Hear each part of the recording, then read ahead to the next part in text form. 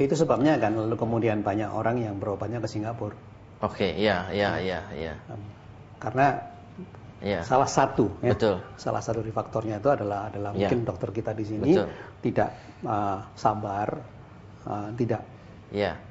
mungkin juga sikapnya tidak memberikan informasi karena dianggap tidak perlu. Exactly. While we need it kalau di sana dokternya ngomong terus gitu. Bahkan kadang-kadang tidak jelas, mungkin juga sebagian marketing malah gitu. Yang diomongin juga belum tentu benar, Pak ya. But in a way, dokter itu represents the leaders-nya ya. Bahwa dulu leaders dengan cara yang lebih jaga power distance itu acceptable. Sekarang leaders itu have to communicate well gitu ya. Jadi dokter juga represents sebenarnya di company itu leaders gitu ya. Bahwa this kind of preference also happens di companies as well ya, Pak ya. And as the James O'Toole and Warren Bennis ini bilang bahwa we need more candor, we need to more transparency ya. Dan bahwa transparency and candor di dalam corporation ini sekarang masih belum cukup ya. Itu di Amerika. How about di Indonesia, Pak? Do you think itu lebih parah ataupun actually Indonesia jauh lebih terbuka dibandingkan di Amerika, Pak? Saya kira begini, mungkin terbuka dan tidak terbukanya saya tidak begitu pasti apakah ini karena Western culture-nya. Paradigma yang paling pertama menurut saya adalah how the company atau how the leaders look at the employees. Apakah karyawan ini adalah liability? Ini adalah orang-orang yang saya gaji. Jadi saya menghitungnya adalah cost expense. Atau orang-orang ini adalah aset. Nah, ini juga bisa dilihat kadang-kadang kalau kita melihat suatu perusahaan, suatu organisasi, dan di mana organisasi atau unit yang berurusan dengan employees itu berada. It can be as simple as personal administration saja. Ngurusinnya cuma gaji, overtime, yang gitu-gitu ya. Organisasi yang lebih besar sudah mulai menggunakan human resource management.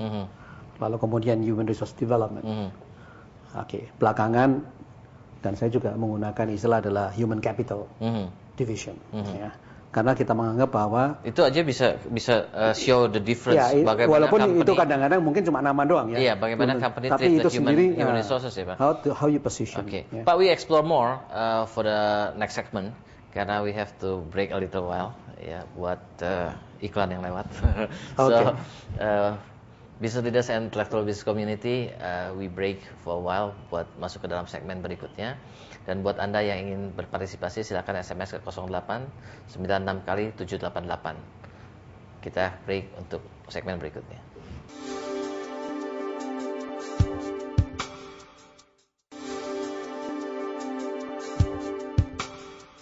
Para Business Leaders and Intellectual Business Community, kita lanjutkan diskusi kita hari ini, yaitu What Needed Next, A Culture of Candor, yang kita ambil dari Harvard Business Review bulan Juni tahun 2009 yang ditulis oleh James O'Toole dan Warren Bennis.